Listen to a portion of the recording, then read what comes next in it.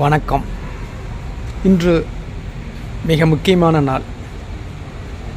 இந்த நாள் ஒரு பெரிய தேசிய தலைவர் பிறந்த நாள்.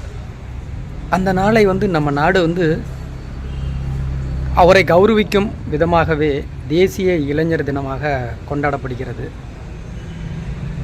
எதுக்காக? யார் அவர்?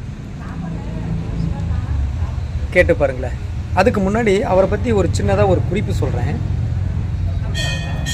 உலகத்திலேயே ஆன்மீகத்தை ஏற்றுக்கொண்ட மிகப்பெரிய ஒரு பகுத்தறிவாளி அப்படின்னா இவராக தாங்க இருக்கும்.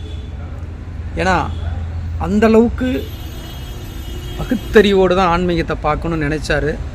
அதை தான் உலகத்துக்கு சொன்னார். உலகம் முழுக்க போயிட்டு இந்திய நாட்டினுடைய மதிப்பை உயர்த்தினார்.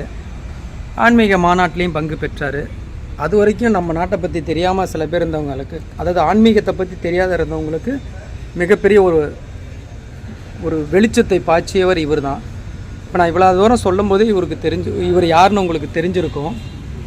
ஆமாங்க, நீங்கள் நினைக்கிறபடி தான். விவேகானந்தர், ராமகிருஷ்ண பரமஹம்சருடைய சீடர். நம்ம ஏன் இவருடைய தினத்தை இளைஞர் தினமாக கொண்டாடுறோன்னா, நாடு விடுதலை அடைகிறதுக்கு முன்னாடி கூட கேட்டாங்க, நாடு விடுதலை அடைகிற மாதிரி இருக்குங்க, இதை பற்றி உங்களுடைய கருத்து என்னென்னா, என் நாடு விடுதலை அடையிறதுக்கு முன்னாடி முதல்ல எங்கள் மக்களுக்கு நான் கல்வி அறிவை கொடுக்கணுன்னு ஆசைப்பட்றேன் அப்படின்னு சொன்னாருங்க இந்த விவேகானந்தர். அதனால் அவருடைய பிறந்த நாளை தேசிய இளைஞர் தினமாக நம்ம நாடு கொண்டாடிட்டுருக்கு. அது எதுக்காக தேசிய இளைஞர்?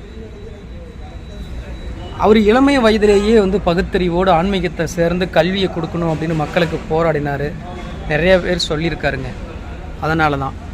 எனவே இன்றைய இந்த தேசிய இளைஞர் தினத்தை நாமளும் கொண்டாடுவோம். முடிஞ்ச அளவுக்கு இளைஞர்களுக்கு கல்வி அறிவு சார்ந்த விஷயங்களை நம்ம கொடுப்போம். இந்த பதிவு உங்களுக்கு பிடிச்சிருந்தால் லைக் பண்ணுங்கள். முதல் முறையாக பார்க்குறீங்கன்னா சேனலை சப்ஸ்கிரைப் பண்ணுங்கள். இதை பற்றின கருத்துக்களையும் நீங்கள் தெளிவாக கீழே சொல்லுங்கள். நம்ம அடுத்து ஒரு பதிவில் சந்திப்போம். நன்றி, வணக்கம்.